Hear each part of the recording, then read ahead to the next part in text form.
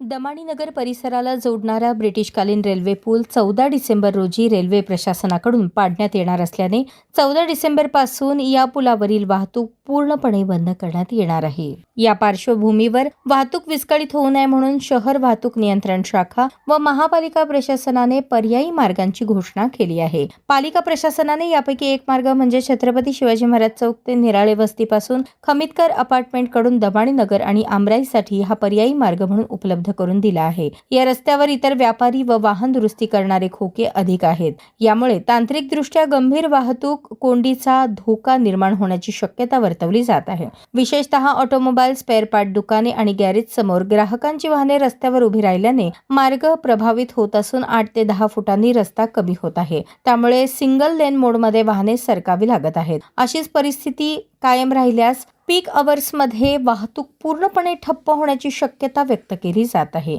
दरम्यान पर्यायी मार्गावरील वाहतूक सुरळीत ठेवण्यासाठी महापालिकेने या रस्त्यावरील अतिक्रमण व अवैध पार्किंग विरोधात कारवाई सुरू केली असून कमीत कमी 24 फूट रुंद प्रवास योग्य कॉरिडॉर उपलब्ध करून देण्याचे नियोजन केले आहे। तसेच वाहतूक शाखेकडून रस्त्याच्या दोन्ही बाजू नो पार्किंग झोन घोषित करणे, आवश्यक ठिकाणी प्रतिबंधक रुमाल, रिफ्लेक्टर बॅरिकेड, तात्पुरती चेतावणी फलक लावण्यासंबंधी प्रस्ताव तयार करण्यात येणार आहेत का, असा सवाल उपस्थित केला जात आहे। स्थानिक पातळीवर दुकानदारांनीही सहकार्य करणे अत्यावश्यक असल्याचे अधिकारी सांगत आहेत। शहर वाहतूक नियंत्रण शाखेकडून दुकान मालकांना स्पष्ट निर्देश देणे, वाहन उभे करण्यासाठी निश्चित झोन देणे आणि नियमभंग केल्यास दंडात्मक कारवाई करणे या तिन्ही गोष्टींची अंमलबजावणी पुढील काही दिवसात करण्यात येणार का, याकडे सर्वांचे लक्ष लागले आहे।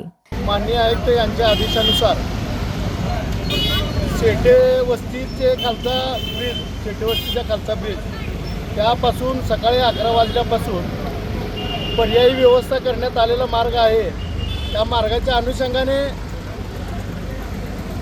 ज्या उजव्या बाजूला जे कमीत कमी 25 ते 30 खोके होते ते जागेवर निष्कासित केलेले आहेत। नागरिकांना व्यवस्थित मार्ग उपलब्ध करून देण्यासाठी महानगरपालिकेच्या माननीय आयुक्त साहेबांनी आदेश दिलेले आहेत। त्या आदेशानुसार आजची ही कारवाई जवळजवळ 2:30 ते 3 वाजेपर्यंत ही कारवाई चालू आहे आणि मी आपल्या माध्यमातून सर्व नागरिकांना व अतिक्रमण करणाऱ्या खोकेधारकांना किंवा अतिक्रमण करून बांधकाम करणाऱ्यांना मी एक विनंती करतो की आपण आपल्या जागेमध्येच आपले काय व्यवसाय असतील किंवा बांधकाम असतील ते आपल्या जागेवर असावेत, जेणेकरून नागरिकांना कुठल्या प्रकारचा त्रास होणार नाही, नागरिकांना रस्त्यावर ये जाण्यासाठी व्यवस्थित मार्ग मिळावा।